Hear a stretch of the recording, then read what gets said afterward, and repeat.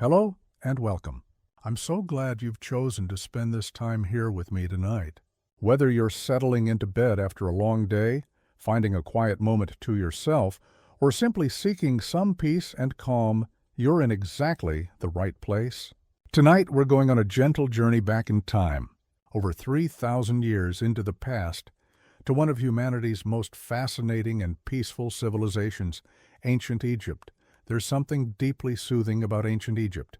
Maybe it's the timelessness of it all, the way those ancient stones have stood for millennia, patient and enduring. Maybe it's the rhythm of the Nile, rising and falling with perfect regularity for thousands of years. Or maybe it's simply knowing that people lived full, meaningful lives so long ago, their daily concerns and joys not so different from our own. And yet all of it now rests in peaceful silence beneath the desert sand. So, get comfortable. Adjust your pillow. Let your body sink into whatever surface is supporting you. Take a slow, deep breath, and let's begin our journey down the Nile. Back through time to a land of golden sand, eternal monuments, and a civilization that understood the value of patience, ritual, and living in harmony with natural cycles. The Nile was the heartbeat of Egypt, and its rhythm never changed. Let's start with the most fundamental fact about ancient Egypt. The one thing that made everything else possible, the Nile River. This wasn't just a river to the ancient Egyptians. It was life itself. It was predictability in an unpredictable world. It was a promise kept year after year for thousands of years. The Nile is the longest river in Africa, stretching over 4,000 miles from its sources in the heart of the continent all the way north to the Mediterranean Sea. But what made the Nile special to Egypt wasn't its length. It was its behavior, its gentle, reliable rhythm that the ancient Egyptians could set their calendars by, could plan their lives around, could trust completely. Every year, like clockwork, the Nile would flood. This wasn't a destructive, chaotic flood like we might think of today. It was a gentle, nurturing overflow that the Egyptians anticipated with joy and gratitude. The flood would begin in June, gradually rising through July and August, reaching its peak around September, and then slowly receding through October and November, leaving behind exactly what Egypt needed most: rich, black, fertile soil. This soil, this gift from the river, was so important to the Egyptians that they called their country Kemet, which means the Black Land, referring to the dark, fertile soil left by the flood. The desert beyond, the vast stretches of sand that surrounded the narrow green ribbon of the Nile Valley, they called Deshret, the Red Land. This distinction defined their entire world. The Black Land was life, growth, civilization, while the Red Land was death, chaos. The unknown, the flooding of the Nile, was so reliable that the ancient Egyptians based their entire calendar on it. They divided their year into 3 seasons, each 4 months long. First came Anciet, the inundation season, when the Nile flooded and covered the fields. During this time, farming was impossible. So this was when the great building projects happened, when pharaohs could call upon their people to work on pyramids and temples. Then came Pere, the growing season, when the waters receded and crops were planted in the rich black soil. Finally came Shemu, the harvest season, when the crops were gathered before the heat of summer became too intense and the cycle began again. Think about that for a moment. For over 3,000 years, this cycle continued, unchanged, unwavering. Imagine the comfort in that, the deep security of knowing that no matter what happened in human affairs, no matter which pharaoh ruled or what conflicts arose, the Nile would flood. The seasons would turn. Life would continue. The ancient Egyptians didn't take this for granted. They understood that their entire civilization depended on the Nile's generosity, so they honored it, celebrated it, built their religion and their culture around it. They believed the flood was caused by the tears of the goddess Isis, mourning her husband Osiris. They believed the Nile itself was a god, Hapi, who brought fertility and abundance. Every year they celebrated the arrival of the flood with festivals and offerings, thanking the river for its gift, and the Nile asked for very little in return. Unlike other ancient civilizations that had to struggle with unpredictable rivers or harsh climates, the Egyptians had it relatively easy. They didn't need complex irrigation systems for most of their history. The flood came, left its rich soil, and receded. All they had to do was plant their seeds, tend their crops, and harvest. The river did most of the work. This relationship with the Nile shaped the Egyptian character in profound ways. They became a people who valued stability, order, and rhythm. They weren't driven to constant innovation or expansion in the way that other civilizations were, because they didn't need to be. They had everything they needed right there in the Nile Valley. Their focus instead turned inward, to perfecting their culture, their art, their understanding of life and death, their relationship with the divine. The Greek historian Herodotus, visiting Egypt in the 5th century BCE, famously called Egypt the gift of the Nile, and he was absolutely right. Without the Nile, there would be no Egypt. The entire country would be nothing but desert, unable to support more than a handful of nomadic tribes. But with the Nile, Egypt became one of the greatest civilizations in human history, lasting longer than any other, creating monuments that still stand today, developing art and literature and philosophy that still influences us. And through all of it, through all the millennia of history, the Nile kept flowing, kept flooding, kept giving.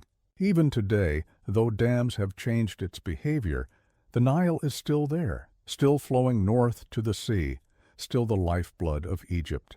There is something deeply peaceful about that continuity, that connection between past and present, all centered on a river that has been flowing for millions of years and will continue flowing long after we're gone. The pyramids were built slowly, patiently over decades. When we think of the pyramids, we often imagine massive construction projects, thousands of workers laboring under the harsh sun, driven by cruel overseers with whips. But the reality was much different, much more peaceful, and much more human than those old Hollywood movies suggested. The Great Pyramid of Giza, the largest of all Egyptian pyramids, took approximately 20 to 25 years to build. 20 years might sound like a long time to us, with our modern sense of urgency and our expectation of instant results. But think about it from the ancient Egyptian perspective. The pharaoh who commissioned the pyramid Khufu was planning for eternity. What's 20 years when you're building something meant to last forever? And they did last. The pyramids have stood for over 4,500 years. They've outlasted the civilization that built them. They've watched empires rise and fall, seen languages be born and die, survived earthquakes and sandstorms, and the slow erosion of time. And they're still there, still standing, still impressive, still mysterious. That's what you achieve when you build slowly, carefully, with patience and precision. The construction process itself was not the brutal forced labor that many people imagine. Recent archaeological evidence has shown us a very different picture. The workers who built the pyramids were not slaves. They were skilled laborers, craftsmen, engineers. They were paid for their work, fed well, and given medical care. We've found their villages, their cemeteries, even their graffiti where work gangs wrote their names with pride, the drunkards of Menkaura or the friends of Khufu. These weren't desperate slaves being worked to death. These were Egyptians participating in the greatest project of their time, contributing to something that would outlast them, that would carry their civilization's achievements into eternity. There was probably pride in that work, satisfaction in seeing the pyramid grow higher, year by year, knowing that you had played a part in creating something truly monumental. The construction followed the rhythm of the Nile, of course. During Anciet, the flood season, when the fields were underwater and farming was impossible, workers would come from all over Egypt to work on the pyramid. The Nile, conveniently flooded and high, could bring the massive limestone blocks right to the construction site on boats. When the flood receded and Pere began, many workers would return to their farms to plant crops. The pyramid construction would continue with a smaller permanent workforce, but the massive mobilization of labor followed the agricultural cycle. There was no rushing, no deadline pressure, no crisis management, just steady, patient work day after day, year after year. Blocks were quarried, transported, lifted into place. Each block carefully shaped, carefully positioned. The workers had techniques that we're still trying to fully understand. Ramps, Levers, rollers, counterweights, teamwork, and skill passed down from master to apprentice. And here's something beautiful. The pyramids weren't built in isolation. They were part of a complex that included temples, smaller pyramids for queens, mastaba tombs for nobles, causeways, and even workers' villages. The entire project was a community effort, a civilization pooling its resources and knowledge to create something eternal. And they did it without the technology we take for granted. No steel, no engines, no computers. Just copper tools, human muscle, ingenuity, and time. The Great Pyramid was originally 481 feet tall. It was the tallest human-made structure in the world for over 3,800 years. Think about that. For nearly 4 millennia, nothing humans built was taller. It wasn't surpassed until Lincoln Cathedral in England reached 525 feet in the year 1311 CE. That's an incomprehensible span of time for a record to stand. The precision of the pyramids is equally astounding. The base of the Great Pyramid is level to within just a few centimeters, despite being about 230 meters on each side. The sides are aligned almost perfectly with the cardinal directions, north, south, east, and west. The 4 sides meet at the apex with remarkable accuracy. This wasn't accidental. This was the result of careful planning, precise measurement, and skilled execution. But beyond the technical achievements, what's really peaceful to contemplate is the mindset behind them. The ancient Egyptians who built the pyramids weren't thinking in terms of quarterly results or yearly goals. They were thinking in terms of eternity. They were building for forever. And that kind of long-term thinking, that willingness to invest in something you might not live to see completed, that's rare and valuable. King Khufu probably saw his pyramid completed, or nearly so, before he died. But many of the workers who started on the project when they were young men would have been old or dead by the time it was finished. They worked on something bigger than themselves, something that would outlast them. And there's a certain peace in that, isn't there? Contributing to something eternal, knowing that your work will matter long after you're gone. The pyramids stand today as monuments, not just to the pharaohs who commissioned them, but to human patience, skill, and the willingness to invest in the future. They remind us that the most enduring things are built slowly, carefully, with attention to quality rather than speed.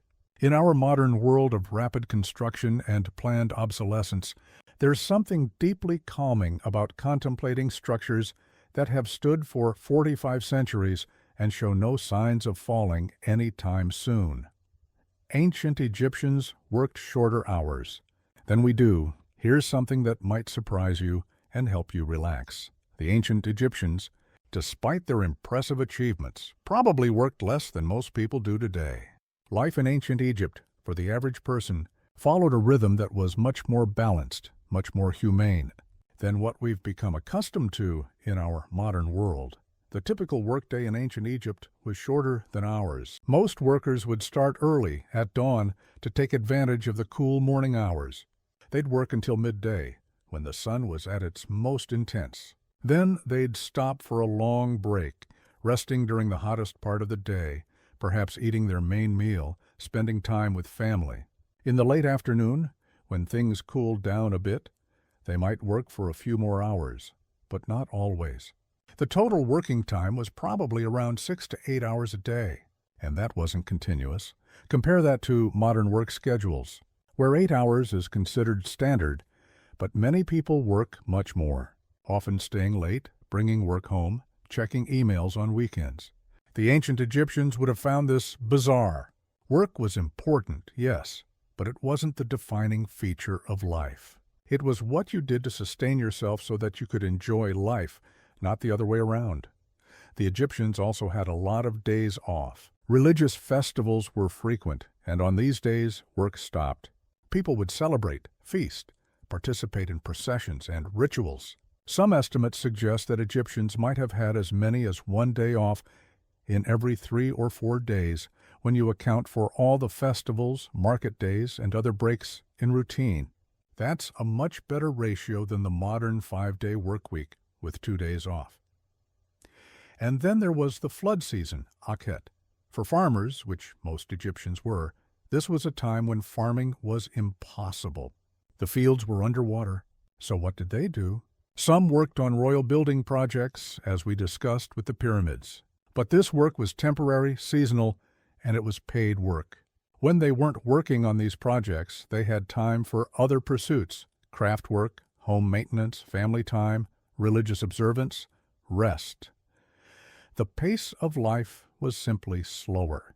There was no artificial lighting beyond oil lamps and candles, so when the sun set, activity naturally wound down. People would eat dinner, tell stories, play games, make music, and then sleep. Sleep was taken seriously. The Egyptians understood that rest was necessary, that pushing yourself to exhaustion was counterproductive. This slower pace wasn't because Egyptians were lazy or unambitious. Their achievements prove otherwise. They built some of the most impressive structures in human history, developed sophisticated mathematics and medicine, created beautiful art and literature, and maintained a stable civilization for over 3,000 years. They did all of this while working less than we do, while taking time to rest, to celebrate, to enjoy life. Perhaps that's why they were so successful. They understood balance. They understood that human beings need rest, need time away from work, need space for family and community and spiritual life. They didn't try to maximize every minute of every day for productivity. They recognized that life had different rhythms, different seasons, and they aligned themselves with these natural patterns rather than fighting against them. There is something we can learn from this as you lie there trying to fall asleep, perhaps worried about tomorrow's tasks or feeling guilty about taking time to rest. The ancient Egyptians, one of the most successful civilizations in human history, built their entire society around regular rest and reasonable working hours. They created wonders while maintaining balance. Rest isn't laziness. It's necessary. It's wise. It's what allows us to do our best work when we are working. The Egyptians even had a concept called ma'at, which is difficult to translate but roughly means cosmic order. Balance, harmony, justice, and truth all rolled into one. Ma'at was what kept the universe functioning properly, what separated civilization from chaos. And part of maintaining ma'at in your life was balance, balancing work and rest, balancing individual needs with community needs, balancing activity with stillness. When you honor your need for rest, when you allow yourself to sleep without guilt, you're actually following a wisdom that ancient Egypt understood over 4,000 years ago. You're maintaining your own personal ma'at, keeping yourself in balance, in harmony with natural rhythms. The Egyptians knew that a well-rested person is more effective, more creative, more capable than someone who is exhausted and burned out. So rest. Take your time falling asleep. Don't rush it. The ancient Egyptians wouldn't have rushed it. They would have taken this time seriously, understanding that sleep is when the body repairs itself, when the mind processes the day's experiences, when you prepare for tomorrow. Sleep isn't wasted time. It's essential time. It's sacred time in its own way. Egyptian medicine was surprisingly advanced and gentle.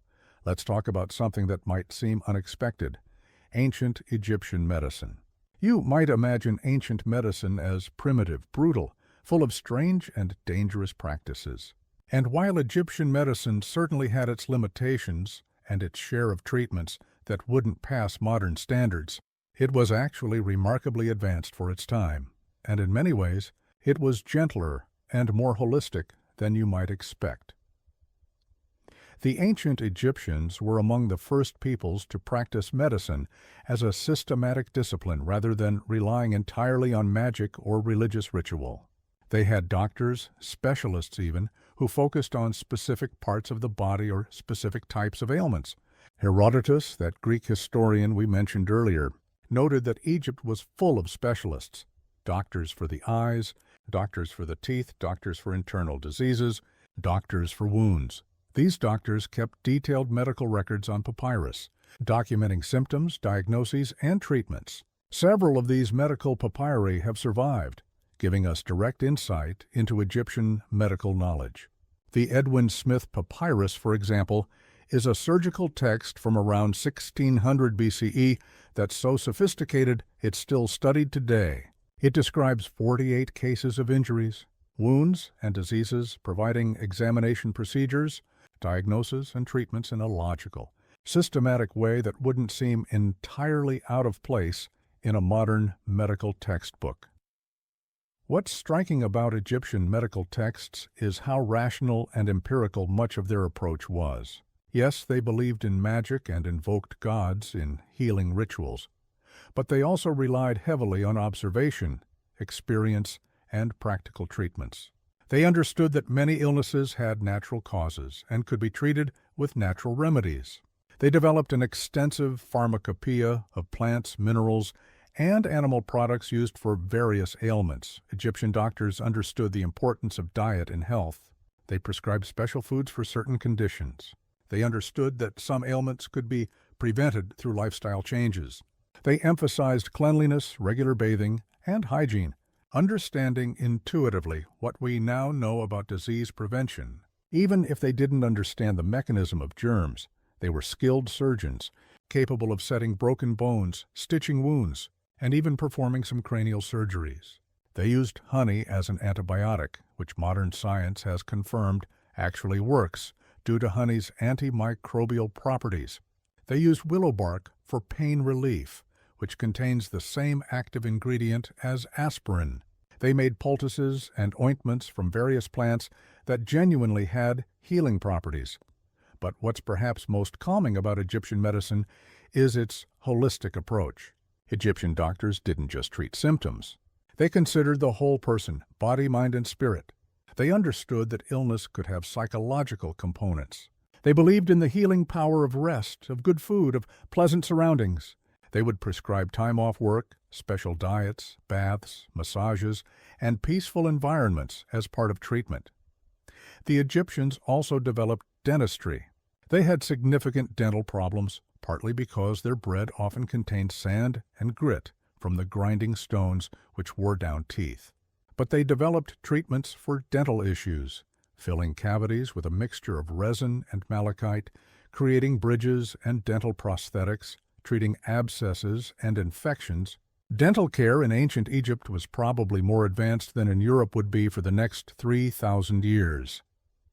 Egyptian doctors understood the importance of the heart. They called it Haiti and believed it was the center of intelligence and emotion, which isn't entirely wrong. The heart is central to life, and modern science recognizes the heart-brain connection, how cardiac health affects mental health and cognition. The Egyptians couldn't have known the mechanisms, but their intuition was sound. They also understood the circulatory system to some degree.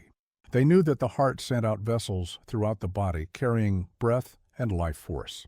They knew that you could feel the heartbeat at various points on the body, what we now call checking the pulse. The Edwin Smith Papyrus instructs doctors to assess the heart rate and rhythm as part of diagnosis, a practice that remains fundamental to medicine today. For mental health issues, which they recognized as distinct from physical ailments, Egyptian doctors prescribed rest, changes of scenery, music, pleasant conversation, and sometimes herbal remedies that may have had mild sedative or mood-altering properties.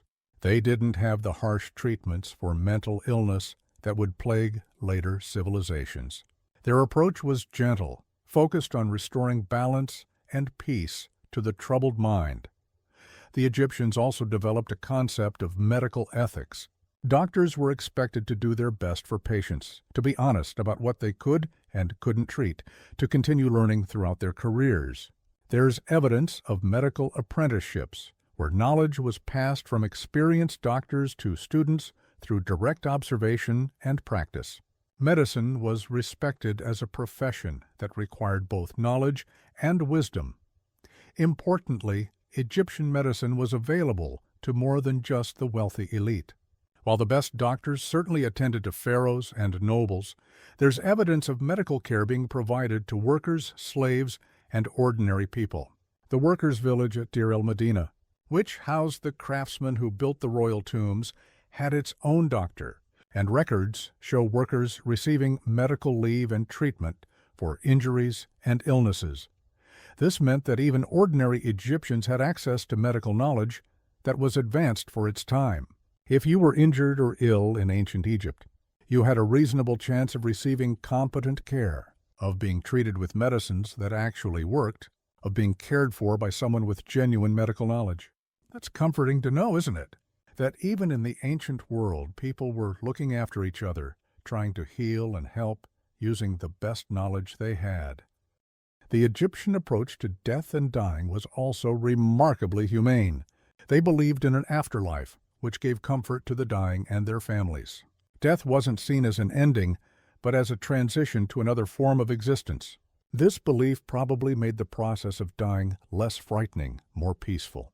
Families would gather, rituals would be performed, and the dying person could face death with some degree of acceptance and hope. Modern medicine has, of course, advanced far beyond what the ancient Egyptians could do.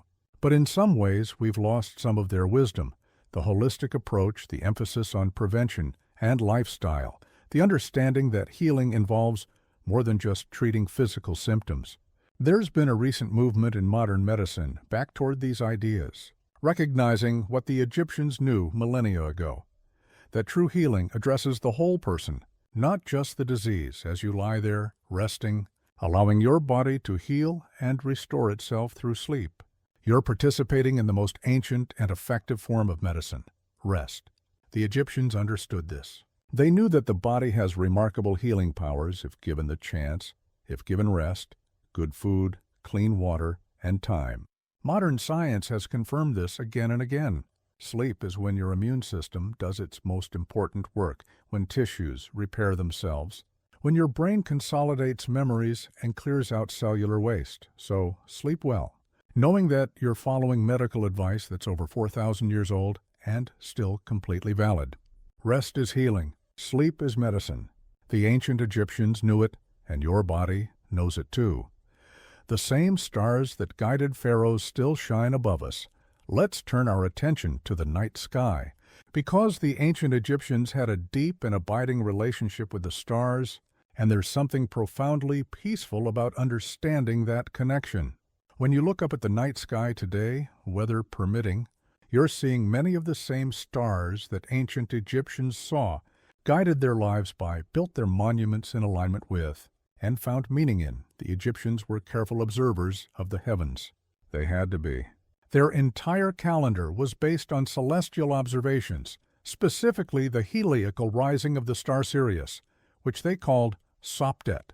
The heliacal rising is when a star becomes visible on the eastern horizon just before sunrise, after a period of being hidden by the sun's glare. For Sirius, this happened in mid-July in ancient times, and it coincided almost perfectly with the beginning of the Nile's annual flood. This was not a coincidence the Egyptians missed. They understood that the appearance of Sopdet heralded the flood, the beginning of their new year, the start of the cycle that sustained their civilization. So Sopdet became associated with the goddess of the same name, who was linked to fertility and abundance. The star's appearance was celebrated with festivals, and its position in the sky was carefully tracked by priest astronomers throughout the year. The Egyptians identified many constellations, though their constellations were different from the ones we use today, which come primarily from Greek tradition. They saw figures from their mythology in the stars, Osiris, Isis, Horus, and many others.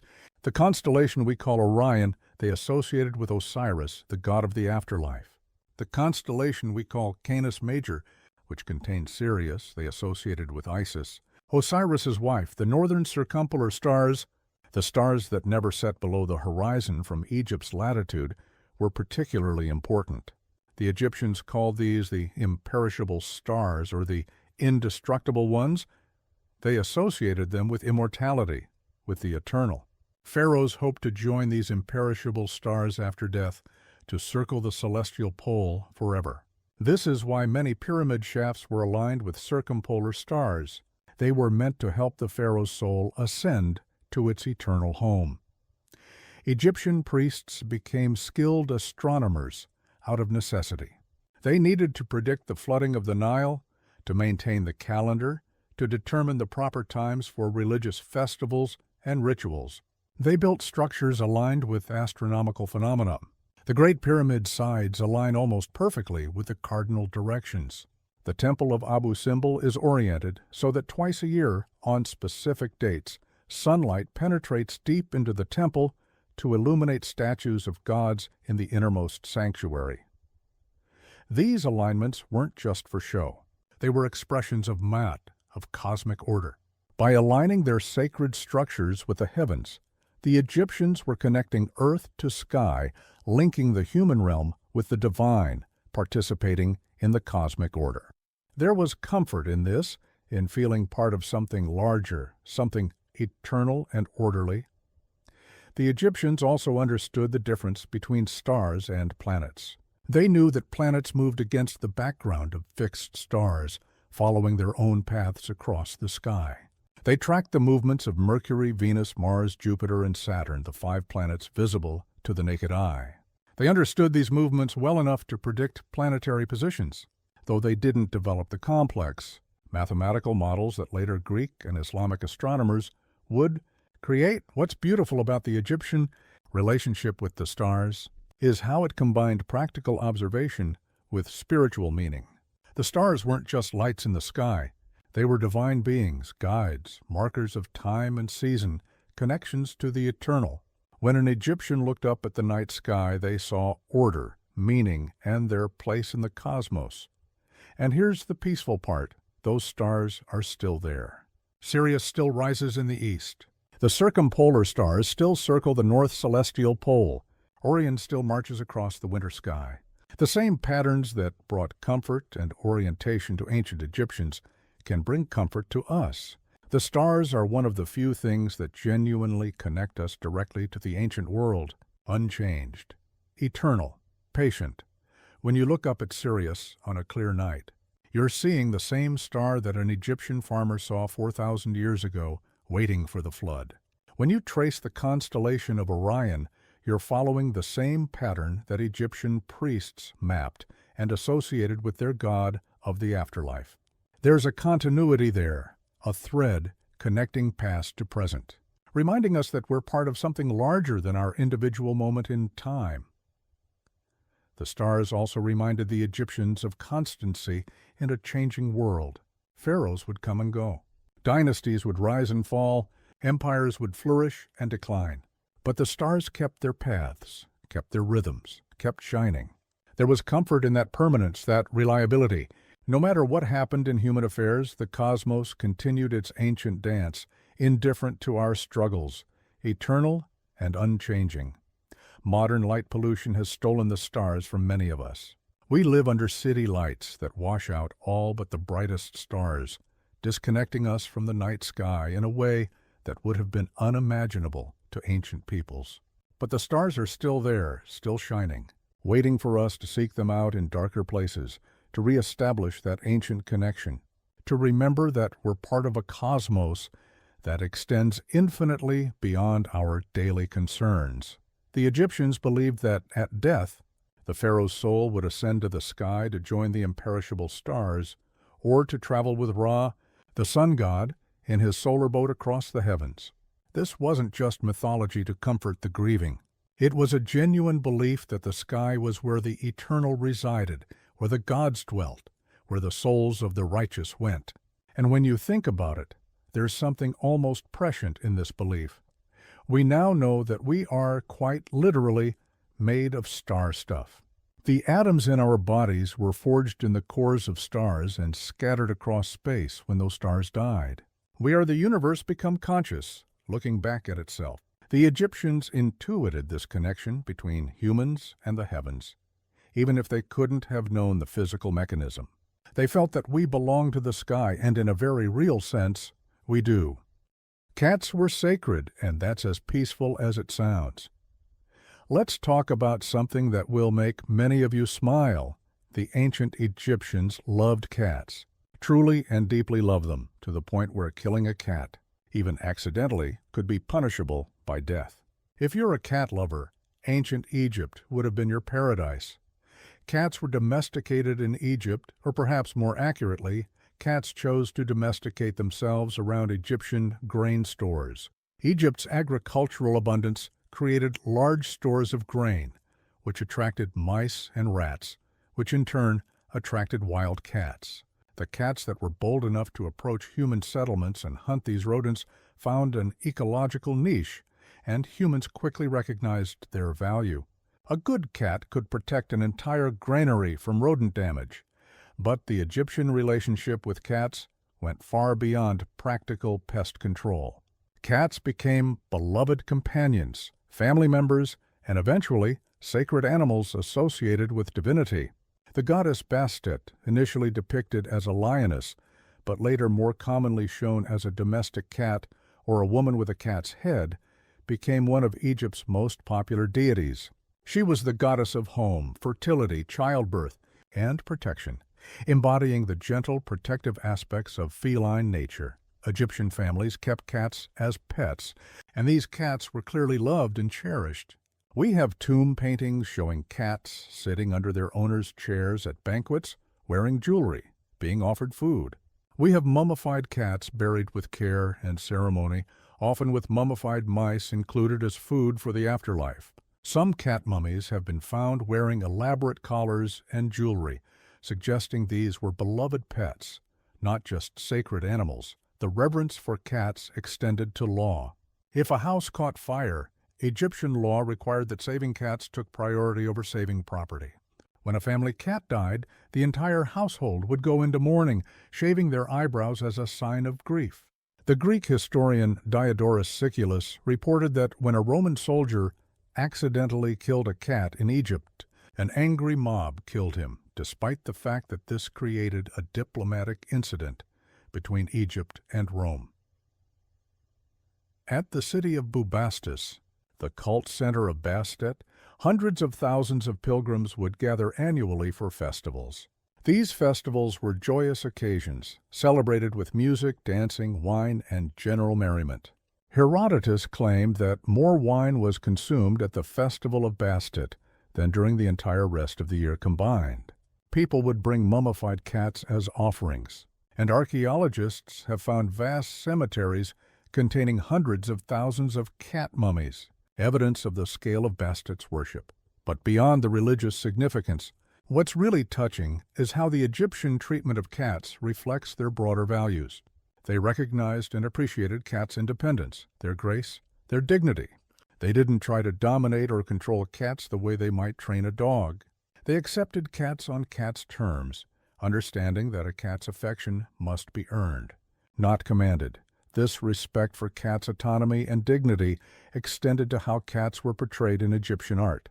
Cats in Egyptian paintings and sculptures look like real cats, with accurate proportions and feline grace. Artists clearly observed cats carefully and portrayed them with love and respect. You can see cats grooming themselves, playing, hunting, sitting regally, all rendered with attention to realistic feline behavior and anatomy. The Egyptians also recognized different types of cats. They distinguished between domestic cats and wild cats, between tabbies and spotted cats. They seemed to appreciate the diversity of feline appearances and personalities. Some tomb paintings show quite specific cats, suggesting these were portraits of particular beloved pets, not just generic representations. Living with cats probably brought considerable peace and comfort to Egyptian homes, just as it does today. Cats are relatively low-maintenance pets compared to many animals. They are clean, quiet, independent, yet also affectionate and comforting when they choose to be. The sound of a cat purring is genuinely soothing, scientifically proven to reduce stress and promote calm.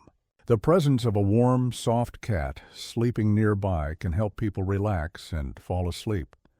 Perhaps the Egyptians understood something that modern science has only recently confirmed, that having pets, particularly cats, is good for human health and well-being. Studies have shown that cat owners have lower blood pressure, reduced anxiety, and better stress management than people without pets. The simple act of petting a cat releases oxytocin, the bonding hormone, in both the human and the cat. Cats provide companionship without demanding the constant attention that some other pets require. There is something very Egyptian in this appreciation of cats. The Egyptians valued balance, order, and peace. Cats embody these qualities. They're creatures of routine and ritual, preferring predictability. They're meticulous about cleanliness. They move through the world with grace and confidence. They know how to rest properly, spending much of their day in peaceful sleep or contemplation. In many ways, cats are the perfect animals for a civilization that valued mat, cosmic order, and balance. The Egyptian word for cat was miu or miut, clearly onomatopoetic, mimicking the sound cats make. This suggests that Egyptians, like people today, heard their cats' vocalizations as a form of communication and responded to them. Cats in Egyptian homes probably meowed for food, for attention, for door-opening services, just like cats do today. And Egyptian families probably responded just as we do, getting up to tend to their cat's needs. Because that's what you do when you love a cat. So as you lie there trying to sleep, perhaps with your own cat curled up nearby, know that you're participating in a tradition over 4,000 years old. The ancient Egyptians would have approved completely of your cat sharing your bed, keeping you warm, perhaps purring softly as you drift off to sleep. They would have understood the comfort of that feline presence, the peace that comes from a contented cat's company. In honoring your cat, you're honoring Bastet, honoring thousands of years of human-feline companionship, participating in one of the world's oldest and most successful interspecies friendships. Writing was beautiful, sacred, and meant to last forever. Let's talk about hieroglyphics. Because there's something deeply peaceful about the Egyptian approach to writing. They didn't just develop a writing system. They created something beautiful, something sacred, something meant to endure for eternity. And in that intention, they succeeded beyond anything they could have imagined. Hieroglyphics, the formal writing system of ancient Egypt, consisted of over 700 distinct signs, though not all were in use at any given time. These signs were not just letters or phonetic symbols. They were pictures, images of real things, birds, animals, people, plants, tools, buildings. A hieroglyph of a mouth meant mouth, but it could also represent the sound R. A hieroglyph of a reed leaf represented the sound I, but also meant reed. The system was complex, with signs serving multiple purposes. Some were phonetic, representing sounds. Some were logograms, representing whole words. Some were determinatives, silent signs that clarified the meaning of other signs. This complexity meant that literacy was not universal in ancient Egypt. Learning to read and write hieroglyphics required years of training, usually beginning in childhood. Scribes were highly respected professionals, essential to the functioning of the state, the temples, and the economy. They kept records, wrote letters, composed religious texts, documented legal proceedings, and recorded history. Being a scribe was one of the few paths to social advancement available to non-nobles. The profession was so valued that there are statues of scribes, showing them seated cross-legged with papyrus scrolls on their laps, in poses of concentration and dignity. But what makes hieroglyphics special, what makes them worth contemplating as you drift toward sleep, is how beautiful they are. The Egyptians didn't just write for information, they wrote for art. Hieroglyphic texts, especially those carved into temple walls and tombs, are gorgeous. The signs are carefully proportioned, elegantly designed, often painted in bright colors. Birds are rendered with attention to their distinctive features. Human figures are shown in the characteristic Egyptian profile view, dignified and graceful. Even utilitarian signs like tools and vessels are drawn with care and precision. Writing itself was considered sacred, a gift from Thoth, the ibis-headed god of wisdom, writing, and knowledge. Scribes would say a prayer to Thoth before beginning important work. Thoth was believed to record the judgment of souls in the afterlife, writing down whether the deceased's heart was lighter than the feather of truth. Writing was thus connected to the divine, to justice, to eternal judgment. It wasn't merely a practical tool, it was a sacred act, a way of participating in cosmic order. The Egyptians developed different scripts for different purposes. Hieroglyphics were used for sacred texts, for inscriptions on monuments and tombs, for formal documents. But they also developed hieratic, a cursive form of hieroglyphics that was faster to write and was used for everyday documents, letters, accounts, and literary texts. Later, they developed demotic, an even more streamlined script for common use. But hieroglyphics remained the prestigious, sacred script throughout Egyptian history. What's particularly peaceful about Egyptian writing is its permanence. When Egyptians carved hieroglyphics into stone, they intended them to last forever, and many have. We can still read inscriptions carved 4,000 years ago, the words as clear today as when they were first chiseled into granite or limestone. Messages from the distant past speaking directly to us, royal decrees, prayers, love poems, magical spells, historical records, philosophical musings. This creates a kind of immortality. The scribes and priests who carved these texts died millennia ago, but their words survive. Their thoughts, their beliefs, their concerns, their hopes, all preserved in stone. They achieved a kind of eternal life through writing, which is exactly what they hoped for. The Egyptians believed that to be remembered, to have your name spoken and your deeds recorded, was to continue existing. To speak the name of the dead is to make them live again, they said. Many Egyptian texts include a request to future visitors. If you value life, speak my name.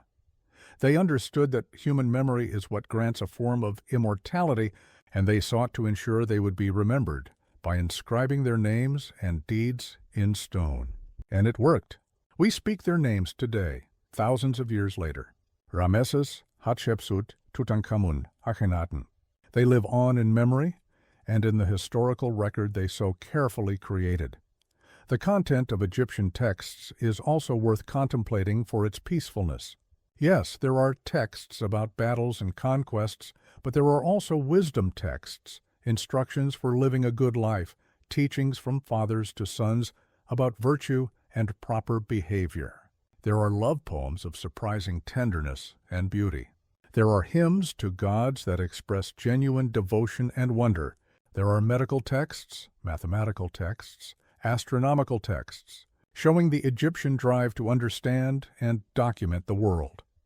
One of the most famous Egyptian texts is the Instructions of Ptahhotep, a wisdom text dating back to around 2400 BCE, making it one of the oldest books in the world.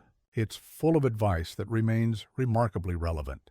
Be humble, listen more than you speak, treat others with respect, control your emotions, value learning, avoid greed, maintain harmonious relationships.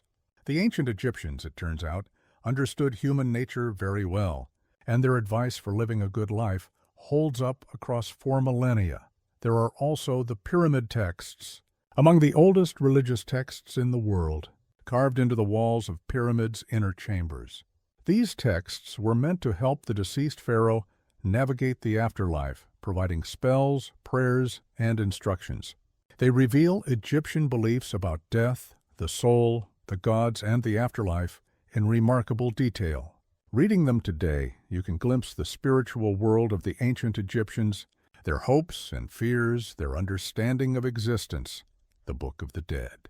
A later collection of funerary texts served a similar purpose for non-royal individuals. Copies were placed in tombs, often illustrated with beautiful vignettes, showing the deceased's journey through the afterlife. These texts weren't morbid or frightening, despite being about death. They were hopeful, providing guidance and protection, assuring the deceased that if they had lived well and knew the proper spells and prayers, they would reach the blessed afterlife. Hieroglyphics were eventually forgotten as Egypt came under Greek and Roman rule, and Christianity spread, replacing the old gods and their associated scripts. By the 4th century CE, no one could read hieroglyphics anymore. The knowledge was lost for over 1,000 years. The inscriptions that covered Egypt's monuments became mysterious, unreadable, though their beauty remained evident. Then, in 1799, French soldiers in Napoleon's army discovered the Rosetta Stone near the town of Rashid, Rosetta. This stele contained the same text written in 3 scripts: hieroglyphics, Demotic, and Ancient Greek. Because scholars could read Ancient Greek, the Rosetta Stone provided the key to deciphering hieroglyphics. Jean-François Champollion finally cracked the code in 1822, and suddenly the voice of ancient Egypt could be heard again after centuries of silence. The rediscovery of Hieroglyphics allowed us to understand Egyptian civilization. In its own words, rather than relying solely on Greek and Roman accounts, we could read their literature, their history, their religious beliefs, their daily documents. The ancient Egyptians spoke to us across the millennia, and we could finally understand them. It was like meeting someone you'd only heard about and discovering they were even more interesting than you'd imagined. As you lie there, drifting toward sleep, consider this. The Egyptian scribes who carefully carved hieroglyphics into temple walls had no idea their words would still be readable 4,000 years later. They hoped for immortality through their writing, but they couldn't have imagined how completely they would achieve it. Their civilization fell, their religion was forgotten, their language ceased to be spoken, but their writing survived, patient and permanent, waiting to be read again.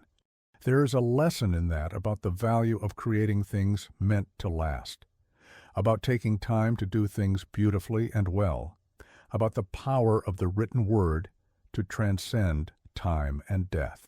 The Egyptians wrote slowly, carefully, with attention to both meaning and aesthetics. They didn't rush. They didn't cut corners. They created writing that was meant to be eternal, and it was. The afterlife was not something to fear. One of the most distinctive aspects of ancient Egyptian culture was their attitude toward death and the afterlife, and understanding this attitude can be remarkably peaceful and comforting. The Egyptians did not fear death the way many cultures have. They didn't see it as an ending or as punishment. They saw it as a transition, a journey to another form of existence, and they prepared for it thoroughly, practically, and with genuine hope. The Egyptian concept of the afterlife evolved over the thousands of years of their civilization, but certain core beliefs remained consistent. They believed that humans had multiple spiritual components, not just body and soul, but several distinct parts that had different destinies after death. There was the Ba, often translated as soul, depicted as a human-headed bird. There was the Ka, a person's life force or vital essence. There was the Akash, the transfigured spirit that could dwell with the gods. There was the name, which had to be preserved for the person to continue existing. There was the shadow, the shoot, which also had an independent existence. At death, these components separated. The challenge was to reunite them in the afterlife so that the deceased could continue to exist as a complete person. This required proper burial, preservation of the body through mummification, provision of offerings, and knowledge of the spells and prayers needed to navigate the dangers of the underworld. If all went well, the deceased would eventually reach the field of reeds, a paradise that was essentially an idealized version of Egypt. The field of reeds, called Aru in Egyptian, was described as a place of eternal peace and plenty. The deceased would have their own plot of land to farm, but the crops would grow effortlessly, always producing abundant harvests. There was no hunger, no thirst, no pain, no suffering. Family members who had died before would be there, reunited. The gods would be present. It was, in essence, eternal happiness. But reaching the field of reeds required passing through the hall of two truths, where the deceased's heart would be weighed against the feather of Maat, the goddess of truth and justice. This judgment scene was depicted frequently in Egyptian art and described in detail in funerary texts. The deceased would have to declare before 42 divine judges that they had not committed various sins. I have not killed. I have not stolen. I have not lied. I have not caused pain. I have not made anyone weep.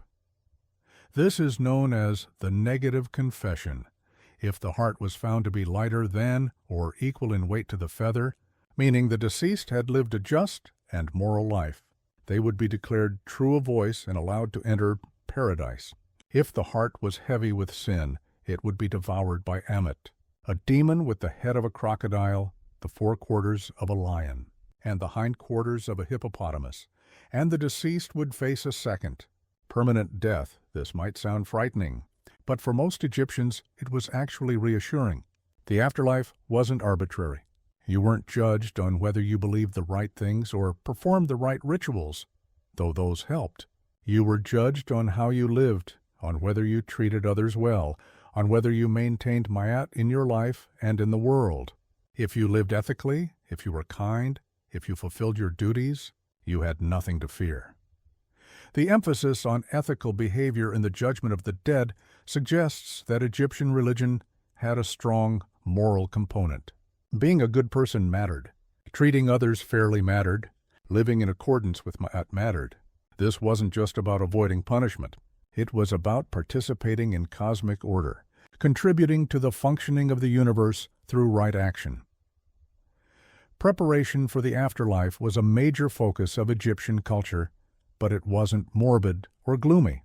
It was practical and hopeful. People saved money to pay for their funeral and their tomb. They commissioned funerary equipment, coffins, canopic jars for organs, shabti figures that would serve as magical servants in the afterlife, copies of the Book of the Dead with spells tailored to their needs. Wealthier individuals might have elaborate tombs carved and painted with scenes of daily life, offerings to the gods, and depictions of the afterlife. These tomb paintings are fascinating because they show what Egyptians hoped their afterlife would be like. Many show the tomb owner enjoying a banquet, surrounded by family, entertained by musicians and dancers, receiving offerings of food and drink. Others show the tomb owner farming, fishing, hunting in marshes, engaging in the activities they enjoyed in life. The message is clear. The afterlife was expected to be pleasant, filled with the things that made life good. This positive view of death meant that Egyptians could face mortality with relative peace. Death was inevitable, yes, but it wasn't an ending. It was a transition to another, hopefully better, form of existence. Old age was valued because it meant you were closer to the afterlife, closer to reunion with loved ones who had gone before, closer to the eternal peace of the field of reeds. The Egyptian funeral itself was a significant ritual, designed to ensure the deceased successfully made the transition to the afterlife. The body would be mummified, a process that took 70 days and involved removing internal organs, treating the body with natron to dry it out, wrapping it in linen bandages with protective amulets placed between the layers, and placing it in a coffin decorated with prayers and magical spells. The funeral procession would carry the mummified body to the tomb, accompanied by family, professional mourners, and priests. At the tomb, the opening of the mouth ceremony would be performed, a ritual meant to restore the deceased's senses so they could eat, drink, breathe, and see in the afterlife. Offerings would be made, prayers would be recited, and the body would be placed in the tomb with all the equipment and supplies needed for the journey ahead. After the funeral, the family was expected to continue providing for the deceased through offerings, either made directly at the tomb or through an endowed mortuary cult where priests would perform regular offerings in exchange for a portion of the goods. These offerings weren't just symbolic. Egyptians believed the deceased could genuinely consume the spiritual essence of the food and drink offered, sustaining themselves in the afterlife. This ongoing relationship between the living and the dead suggests that death didn't sever family bonds. Your deceased parents, grandparents, and other relatives were still part of your life, still able to receive your offerings, potentially still able to intercede on your behalf or offer guidance. There are letters written to the dead, placed in tombs, asking for help with problems or updating deceased relatives on family news. Death was not the end of the relationship, just a change in its nature. For ordinary Egyptians who couldn't afford elaborate tombs and mummification, simpler burials were practiced, but the same beliefs applied. Even a simple grave with a few provisions and a prayer could serve. The gods, after all, judged the content of your heart, not the wealth of your burial. A poor person who lived well had as much chance of reaching the field of reeds as a rich person, maybe more if the rich person had been cruel or unjust. This democratic aspect of the afterlife developed over time. In the Old Kingdom, the afterlife was primarily the preserve of pharaohs and the nobility, but gradually the afterlife became accessible to all. By the Middle Kingdom, any Egyptian who lived well and received proper burial could hope to reach paradise. This democratization of the afterlife reflects an evolution in Egyptian thought toward a more egalitarian spirituality. There is something deeply peaceful in the Egyptian attitude toward death. They accepted it as natural and inevitable, but not final. They prepared for it practically but without fear. They believed that justice would prevail in the afterlife, that good people would be rewarded with eternal happiness, that family bonds would continue beyond death. This belief system allowed them to face mortality with equanimity, even with a certain anticipation. Modern people often struggle with death anxiety, fear of mortality, existential dread. The Egyptians largely didn't have this problem, at least not to the same degree. They had a framework for understanding death, a set of beliefs and practices that made it manageable, even meaningful. Whether those beliefs were true in any objective sense is unknowable, but they served their purpose. They gave comfort. They reduced fear. They provided hope. As you lie there in the dark, the ancient Egyptian view of death might offer some comfort. If consciousness continues in some form after death, wonderful. If not, then you won't be there to worry about it. Either way, there's nothing to fear. Death is natural, part of the cycle of life, and humans have been facing it with courage and hope for thousands of years. The Egyptians managed it remarkably well, and their approach still has something to teach us. The desert protected Egypt. Creating peaceful isolation, one of the key factors in Egypt's long stability and relative peace was geography, specifically the deserts that surrounded the Nile Valley on both sides.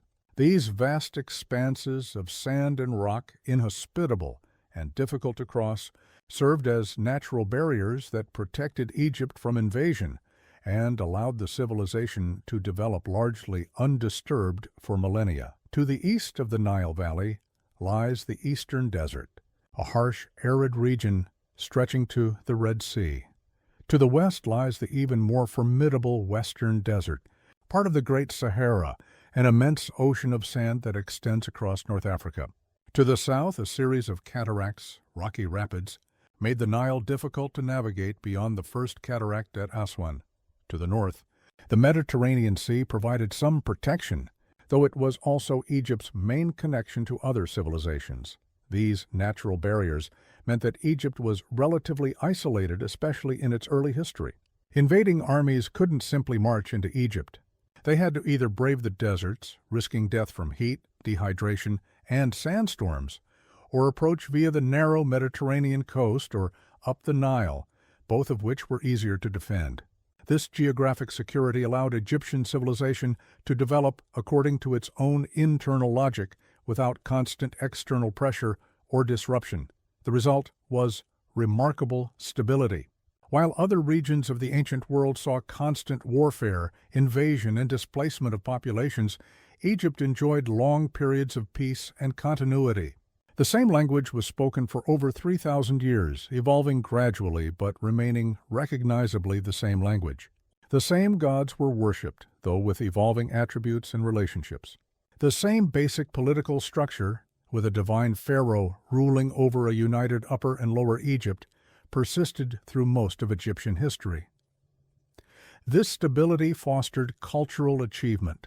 When you're not constantly fighting for survival, when you're not being overrun by invaders every few generations, when you have the luxury of building on what previous generations created rather than starting over, you can achieve remarkable things. Egypt had this luxury for much of its history, and they used it well, creating a civilization of unprecedented sophistication and longevity. The deserts also provided resources despite their harshness. The Eastern Desert contained gold mines, which made Egypt fabulously wealthy. It also provided access to the Red Sea, allowing trade with Punt, probably modern Somalia or Yemen, for exotic goods like myrrh, frankincense, and ebony. The Western Desert had oases that could support small communities and provided routes to Nubia and the African interior. The deserts themselves provided valuable stone for building: granite, limestone, sandstone, alabaster, all quarried from desert regions and transported to the Nile for use in construction, but mostly the deserts provided peace, solitude, and protection. Egyptians viewed the desert as a place of death and chaos, the domain of the god Set, but also as a necessary boundary, a buffer between the ordered world of the Nile Valley and the chaotic forces beyond. The desert was where criminals and outcasts might be exiled. It was where ascetic hermits might retreat for spiritual purification. It was where some gods dwelt.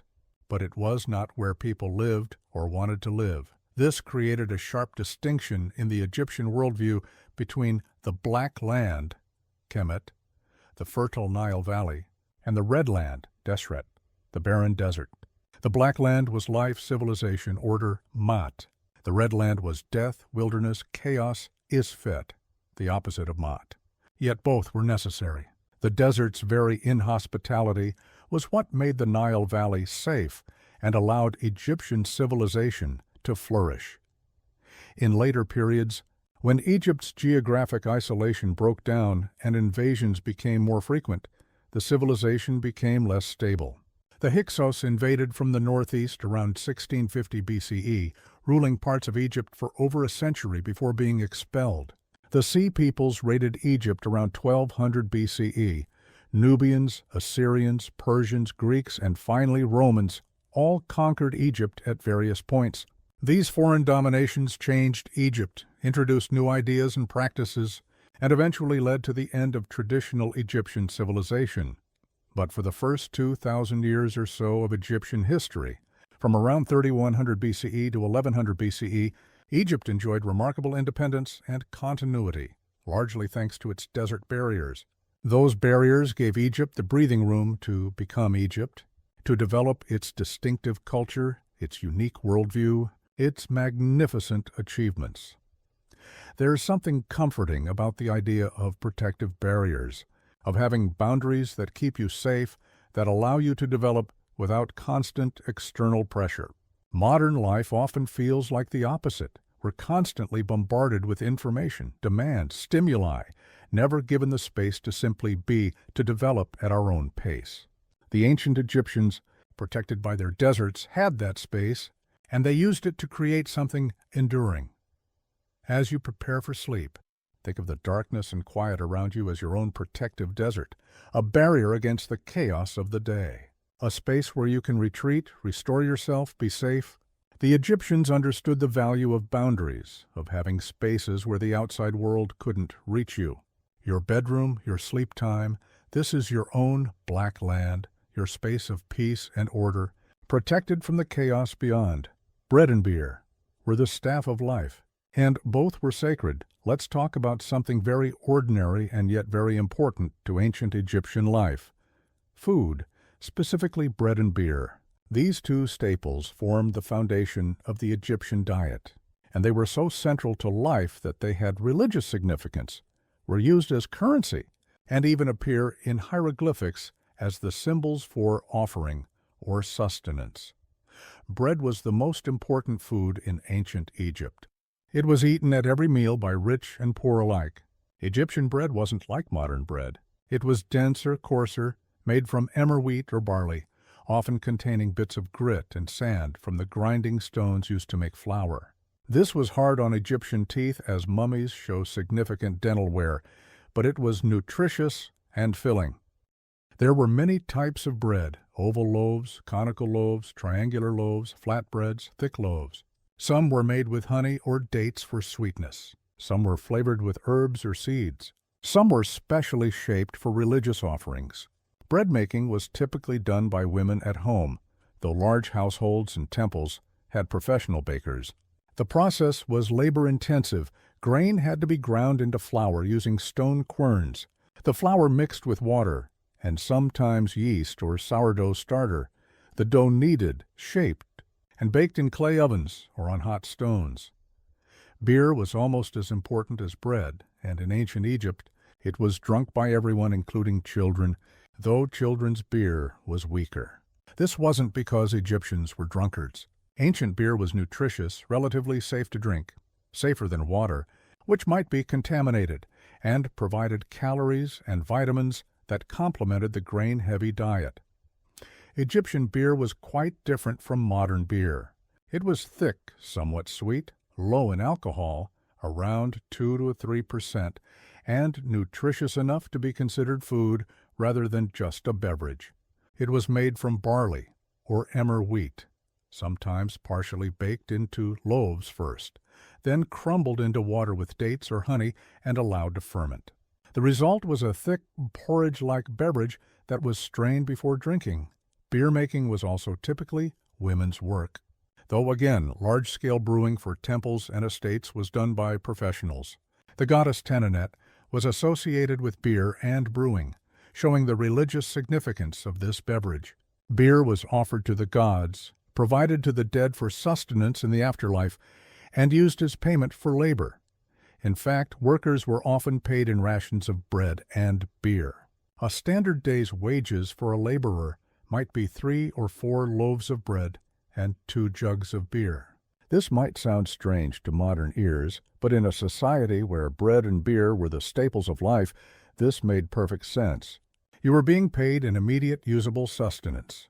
Records from Deir el-Medina, the workers' village for the Valley of the Kings, show detailed accounts of rations provided to workers, so many loaves, so many jugs of beer, plus supplements of fish, vegetables, and occasional meat. These rations weren't meager. The workers building the royal tombs were well fed, receiving enough bread and beer to support themselves and their families. When rations were delayed or reduced, workers would protest, sometimes going on strike. One of the earliest recorded labor strikes in history occurred in Egypt around 1152 BCE, when tomb workers didn't receive their rations on time and staged a sit-in until they were paid. The fact that they could successfully strike suggests that they had some power and that their labor was valued. Beyond bread and beer, the Egyptian diet included other foods when available. The Nile provided fish, which was eaten fresh, dried, or salted. Ducks and geese were hunted in the marshes or raised domestically. Wealthy Egyptians ate beef, goat, and mutton, though meat was expensive and mostly reserved for festivals and special occasions. The poor ate meat rarely, perhaps only during religious festivals when temple offerings were redistributed to the people. The vegetables were an important part of the diet. Onions, garlic, leeks, lettuce, cucumbers, lentils, chickpeas. Fruits included dates, figs, pomegranates, melons, and grapes. The Nile Delta, with its abundant water and fertile soil, was essentially a giant garden producing a remarkable variety of foods. Honey was the main sweetener, as sugar was unknown in the ancient world. Olive oil and sesame oil were used for cooking and in lamps. The wealthy had more diverse and luxurious diets. Tomb paintings show elaborate banquets with tables piled high with bread, cakes, roasted meat, fowl, fish, fruits, vegetables, and jars of wine and beer. These paintings were meant to ensure that the deceased would enjoy such abundance in the afterlife. But they also reflect what wealthy Egyptians actually ate during life. Wine was the drink of the elite, made from grapes grown in the delta and in desert oases. Egyptian wines were often stored and labeled amphorae, indicating the vineyard, the year, and the vintner, much like modern wines. Wine was more expensive than beer and carried more prestige, but beer was more democratic, drunk by everyone regardless of status.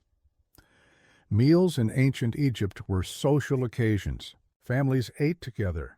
Workers ate in groups. Banquets brought together extended family, friends, and associates. Sharing food was an expression of hospitality and community. The Egyptian word hotep, which means peace or satisfaction, is related to food offerings and the contentment that comes from being well fed. A satisfied person was a peaceful person in harmony with Ma'at. Food offerings were central to Egyptian religion. Every day, priests would present offerings of bread, beer, meat, vegetables, and other foods to the statues of gods in temples. These offerings were not literally consumed by the gods, but the gods were believed to absorb the spiritual essence of the food. Afterward, the physical food would be distributed to the priests and temple workers, a practical system that sustained the religious establishment. Similarly, offerings were made to the dead at their tombs. Family members would bring food and drink to sustain their deceased relatives in the afterlife. For those who could afford it, mortuary priests would be hired to make regular offerings in perpetuity. The false doors found in tombs were meant to allow the Ka, the life force of the deceased, to emerge and consume the offering's spiritual essence. This emphasis on food and religion and daily life reflects the Egyptian understanding that sustenance is sacred, that eating is not just a biological necessity, but a spiritual act, a participation in the divine order. When you ate bread made from grain grown in soil left by the Nile's sacred flood, you were consuming the gift of the gods. When you drank beer, you were partaking in Tananet's bounty. Every meal was, in a sense, a religious act, a thanksgiving, a recognition of divine provision. There's something deeply peaceful in this attitude toward food. The Egyptians didn't eat in a rush or treat meals as mere fuel. They understood eating as a source of pleasure, of social connection, of spiritual significance. They took time to prepare food well, to share it with others, to offer thanks for it. This mindfulness around food, this gratitude for sustenance, is something many modern people have lost but can reclaim. As you lie there, perhaps your last meal of the day digesting, you can appreciate the simple pleasure of having eaten, of having enough, of living in a time and place where food is abundant. The ancient Egyptians, for all their achievements, knew the fear of famine. Bad Nile floods could mean hunger. They never took food for granted. Every good harvest was a blessing, every full stomach a gift from the gods. In our modern world of supermarkets and restaurants, we can eat whenever we want, whatever we want. We've lost the connection to seasons, to harvests, to the effort required to produce food. But we can still cultivate gratitude, still take time to appreciate our meals, still recognize that having enough to eat is something to be thankful for. The Egyptians would have understood this. They lived it every day. Music and dance were integral to life and worship. Ancient Egypt was not a silent, solemn place, despite what the quiet dignity of tomb paintings might suggest. It was alive with sound, with music, with singing, with dancing, with laughter and conversation. Music and dance were essential parts of Egyptian life, present at religious ceremonies, at banquets, at festivals, in the home, even at work where songs helped laborers keep rhythm and made repetitive tasks more bearable. The Egyptians had a variety of musical instruments. They had harps of various sizes, from small portable ones to large standing harps taller than a person. They had lutes and lyres, stringed instruments that could be plucked or strummed. They had wind instruments, flutes, double pipes similar to oboes, and trumpets. They had percussion instruments, drums, tambourines, sistrums, a type of rattle associated with the goddess Hathor, clappers and cymbals. Musicians were professionals, often attached to temples or to wealthy households. Female musicians were particularly common and respected. Tomb paintings frequently show groups of women playing harps, lutes, and double pipes, often while other women dance. These weren't just decorative images. Music was a real profession, and talented musicians could achieve significant status. The sound of ancient Egyptian music is largely lost to us. They had no system of musical notation that we can decipher, so we don't know exactly what their melodies sounded like. But scholars have made educated guesses based on the instruments, on fragments of musical theory mentioned in texts, on comparisons with modern Middle Eastern music, and on the general rhythms and structures common to many ancient musical traditions. Modern recreations suggest Egyptian music was probably rhythmic, somewhat repetitive, using scales and modes different from modern Western music, with a sound that might seem exotic to modern ears, but would have been deeply familiar to ancient listeners. Many festivals involve the going forth of gods, where the divine statues would be carried out of their temples in processions, allowing ordinary people who couldn't normally enter the inner sanctuaries to see the gods' shrines and participate in worship. These were opportunities for direct connection with the divine, for seeking blessings, for asking for divine intervention in problems or illnesses, for simply experiencing the presence of the gods. The flooding of the Nile was celebrated with the Wepet Renpet festival, marking the new year. This was a time of thanksgiving for the flood that sustained Egypt, a time of renewal, of new beginnings. People would decorate their homes, wear their best clothes, exchange gifts, feast with family and friends. It was similar in spirit to how many cultures celebrate New Year today. The festival of Hathor at Dendera was famous for its joyful, even rowdy character. Hathor was the goddess of love, beauty, music, and dance, and her festival reflected these associations. There was music, dancing, drinking of beer and wine, general merriment. The Greek historian Herodotus claimed that more wine was consumed at Hathor festivals than during the entire rest of the year, which may be an exaggeration, but suggests the celebrations were lively indeed. Said festivals marked significant anniversaries of a pharaoh's reign, particularly the 30th year. These were grand occasions involving renewal ceremonies meant to reinvigorate the pharaoh's power, public appearances, sporting events, feasts, and general celebration throughout Egypt. A pharaoh's said festival was a major event that might be anticipated and talked about for years before it occurred. Local festivals honored local gods and local traditions. Each temple had its own calendar of festivals. Each town and village had celebrations specific to their community. This meant that somewhere in Egypt, a festival was probably happening almost constantly. Even if you personally weren't celebrating, you knew that somewhere people were feasting, dancing, honoring the gods, enjoying life. Festivals served multiple important functions. Obviously, they were religious occasions, times to honor the gods and seek their blessings. But they were also social occasions, times when communities came together, when people strengthened bonds with family and neighbors, when shared identity was reinforced. Festivals provided entertainment in a world without television, movies, or internet, offering music, dance, spectacle, novelty. Festivals also had an economic function. They required supplies, food, drink, flowers, incense, and other offerings. This created demand that supported farmers, brewers, bakers, craftspeople. Festival days often included markets where goods were bought and sold.